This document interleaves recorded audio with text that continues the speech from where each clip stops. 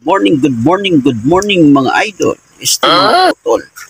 Hindi po ito si Idol Katakutan. Ito po si Brad Nor Ram TV. So, ngayon po ay nagluluto tayo. Hulaan nyo kung ano ang ating niluluto mga utol.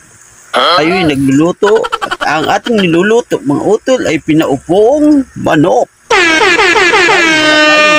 Ngayon mga utol, ito ay napagdiskitihan natin yung ating manok.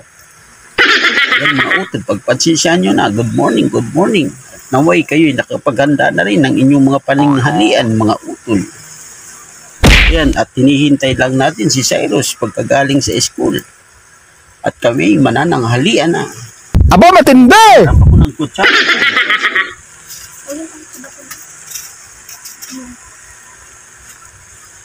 So, ito na mga utol. Wala na ito. Isang buong manok lang ito mga utol. Oh, see?